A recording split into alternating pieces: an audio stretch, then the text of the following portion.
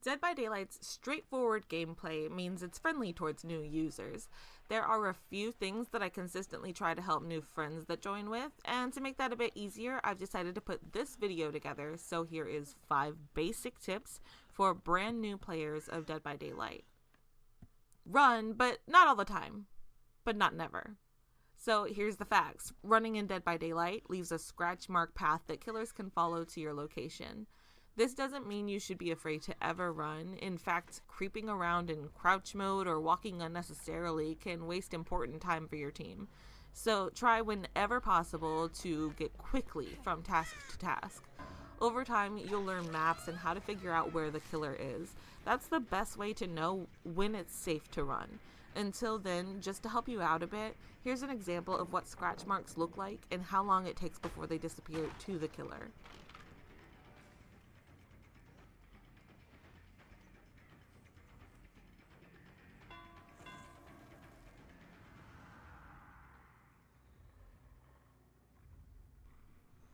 Do the objectives a lot.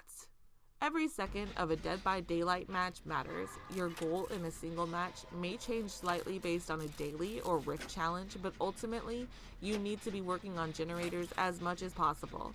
It doesn't hurt to take time and do totems here and there, especially if you need to avoid a generator while a killer is in the area, or if you have some kind of speed boost to do so with perks like resilience or a friend running leader.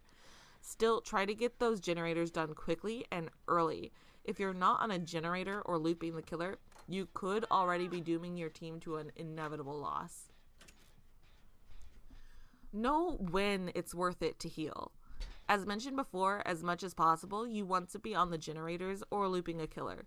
Healing can be an important part of the game as well, but sometimes it just isn't worth the time it will take.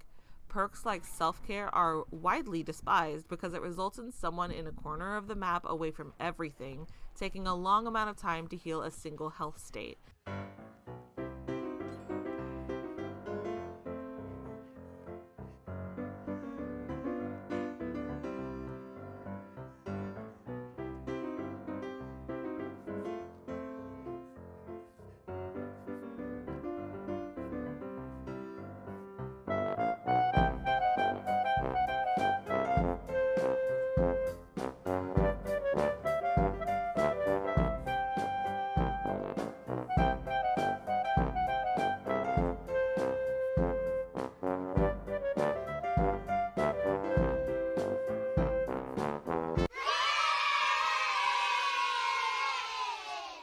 But having 2 people off of objectives to participate in a corner heal, even if it's faster, isn't always the best solution either.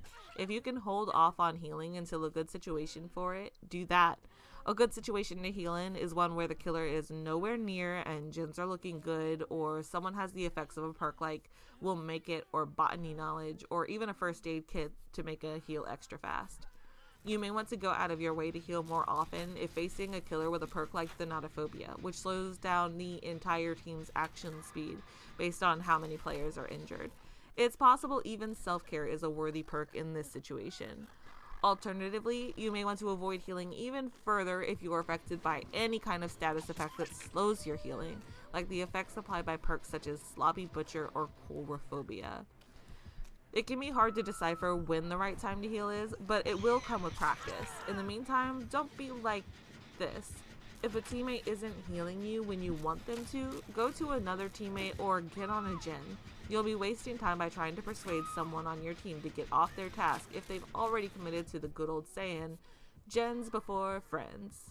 Don't farm teammates often. So a teammate has ended up on the hook and is in need of a rescue. No one else is going for it as far as you know, so it's up to you.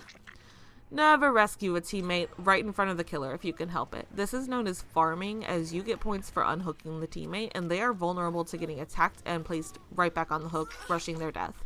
If you're running a perk Borrowed Time, it's going to give the hooked player a momentary shield to get away from the killer, but this should also be saved for emergencies only, situations where your teammate is being face camped or is about to go into the next phase or death with no other survivors around to help.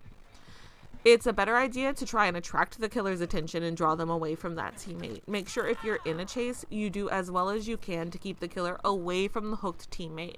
Even if it takes them a while, this will give your team the opportunity to eventually do a safe rescue.